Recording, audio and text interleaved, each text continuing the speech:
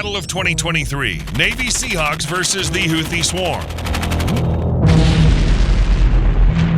December 31st, 2023, the U.S. Navy's 2nd Carrier Strike Group, led by the USS Dwight D. Eisenhower, was patrolling the southern Red Sea, approximately 55 nautical miles southwest of the Yemeni port city of Al-Hudaydah. This mission was part of Operation Prosperity Guardian, the final day of a very turbulent year. Could it at least end differently?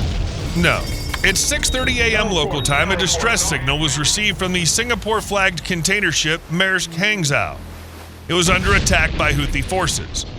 4 high-speed boats were closing in fast, attempting to board the vessel, seize control, and possibly use it as a hostage in a larger geopolitical play. 2 MH-60R Seahawk helicopters took off, one from the Eisenhower, the other from the destroyer USS Gravely. They had a 9-minute fight to reach the container ship, while the Houthis needed only 5 minutes to close in. The countdown had begun. How this standoff ended is the story we're telling in today's video. Since November 2023, the Red Sea has been anything but calm. The Houthis have attacked commercial ships nearly every day. The final days of the year were no exception. On December 26th, the Cyprus-flagged MSC United 8 was struck by missiles. That same day, U.S. forces intercepted and shot down more than a dozen drones and several missiles launched by the Houthis at other vessels in the region. On December 30th, the same Maersk Hangzhou operating under the Singaporean flag was hit by a missile. And December 31st, unfortunately, brought yet another attack. Maersk Hangzhou came under fire once more. Although a civilian vessel, the ship was not entirely defenseless. On board were armed personnel from the Trident Group, a private maritime security firm. They were equipped with American M4 rifles and a single M240 machine gun, the U.S. version of Belgium's FN Mag, but this was clearly insufficient. Each Houthi speedboat carried 3 to 4 fighters armed with Soviet RPGs fitted with thermobaric warheads, easily capable of tearing through the thin hull of a commercial ship.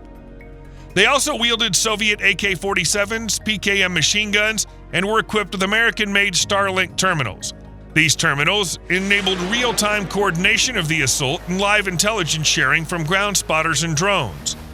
The boats themselves were of Iranian origin, often referred to as Baghamars.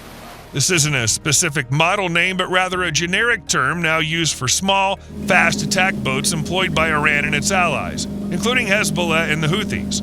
Originally, Baghamar was a Swedish shipbuilding company, Baghamar Marin AB, which delivered a batch of patrol boats to Iran in the 1980s. Since then, the name has become a catch-all term for any similar high-speed Iranian craft. These boats typically measure between 23 and 32 feet, 7 to 10 meters in length, and are powered by 250 to 300 horsepower outboard engines. That gives them speeds of up to 45 to 55 knots, roughly 50 to 60 miles per hour, or 85 to 100 kilometers per hour. Despite being clearly outnumbered and outgunned, the private security team on board the container ship put up a desperate fight against the Houthis. Using their M240 machine gun, they managed to damage one of the attacking boats, but that wasn't the real victory. What mattered was time. They'd bought just enough of it. The 2 Navy Seahawks were now within a mile of the target and closing fast.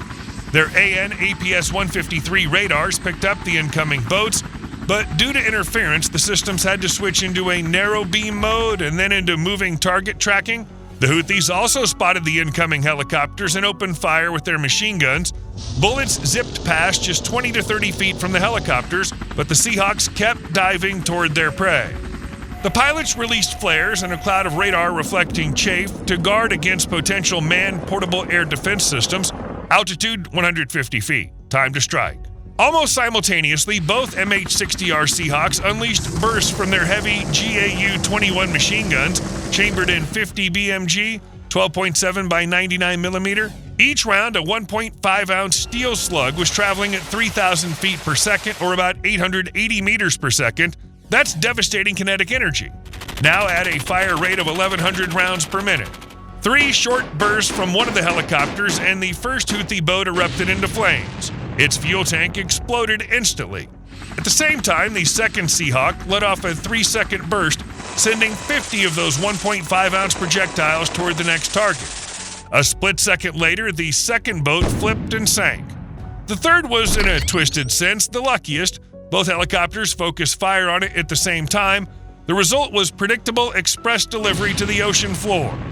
The fourth boat tried to escape while its companions were being taken out. A few bursts followed it, some rounds hit their mark, but the American pilots held off from finishing it. Most likely, they had orders not to approach too close to the shore. As is customary, the U.S. response didn't stop there. From both a military and moral standpoint, it was essential not only to repel the attack, but also to punish the aggressors. Later that same day, the destroyer USS Gravely used its 5-inch 127mm Mk-45 Mod 4 naval gun to take out Houthi radar stations along the Yemeni coast, specifically in the areas of Jabal al-Tayr, al-Mocha, and Ras Isa. These radar systems had previously been used to track coalition ships. The bombardment lasted 8 hours. A total of 92 rounds were fired and 3 radar installations were destroyed. According to the Pentagon, this operation degraded the Houthis' maritime surveillance capabilities by 60%. The Mk-45 has an effective range of 17 miles or about 27 kilometers, meaning the destroyer had to get relatively close to the shore. It's likely that Navy commanders were confident the Houthis lacked the means to retaliate against the ship, but the disciplinary action didn't end there. On January 1st, 4 F/A-18E Super Hornet fighter jets lifted off from the deck of the USS Dwight D. Eisenhower. Their mission was to strike a Houthi missile depot in Al-Durayhimi. For this, they used 4 AGM-154C JSOW glide bombs. These are precision-guided munitions developed in the U.S. to destroy fortified targets from a standoff range without requiring aircraft to enter hostile airspace. Each JSOW weighs about 1,100 pounds, or 500 kilograms. Depending on the aircraft's speed and altitude at launch, the bomb can strike targets up to 80 miles, about 130 kilometers away. It uses both GPS and inertial navigation, but in the terminal phase, it activates an infrared seeker. This sensor compares the live thermal image of the target with a preloaded template, a sort of digital photograph of the objective. It allows the bomb to identify and strike a precise part of a complex, like a bunker entrance or a ventilation shaft. Even if GPS is jammed, the bomb continues on inertial guidance and uses infrared targeting near the endpoint. This makes it extremely hard to evade and ensures that key components of enemy infrastructure can be taken out with surgical precision. The AGM-154C doesn't rely on a single snapshot of the target, but instead uses a sophisticated digital targeting profile.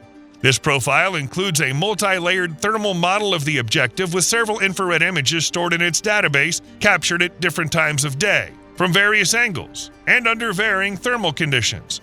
The infrared seeker uses an advanced matching algorithm that compares the current thermal image with this internal library of templates.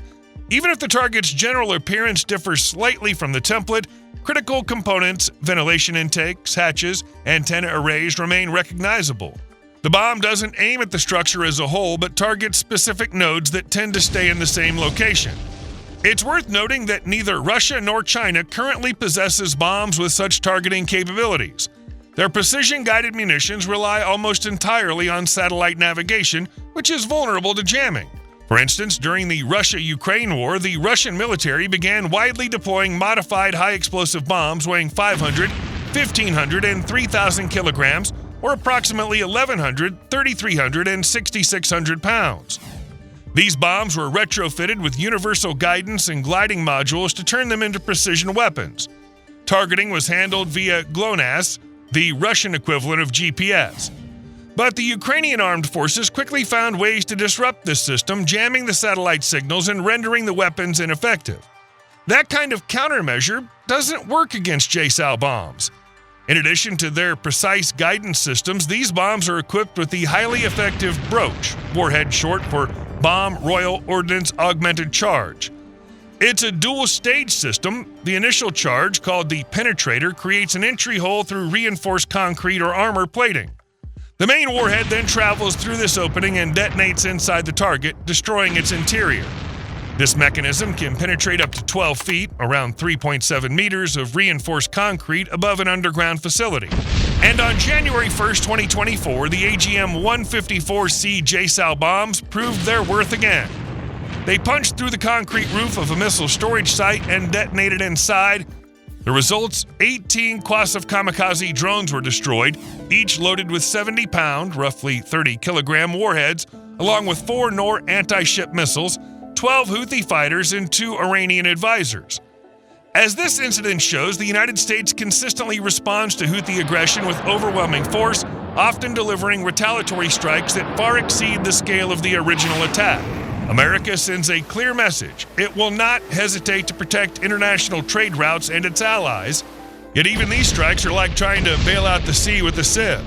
For every dozen Houthis eliminated, hundreds more are ready to take their place. The Arab world holds a vast human reservoir, and with widespread poverty in the region, it doesn't take much to recruit new fighters in the name of resisting the infidels.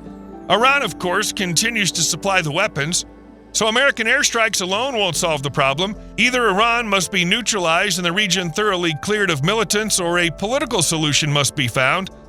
The first option, under current global conditions, is not viable. And the second? Just yesterday, on May 6, 2025, U.S. President Donald Trump met with Canadian Prime Minister Mark Carney and made the following statement: "The Houthis have said they no longer want to fight. They just don't want to fight, and we respect that. We will stop the bombings. They've surrendered, said they won't blow up ships anymore." We'll soon find out whether the Houthis have truly ended their attacks on vessels in the Red Sea. But what do you think? Will the Red Sea remain a high-risk zone for maritime traffic? And if so, how can this be solved? Share your thoughts in the comments. Thanks for watching. If you enjoyed this video, give us a like and subscribe to the channel. See you again soon.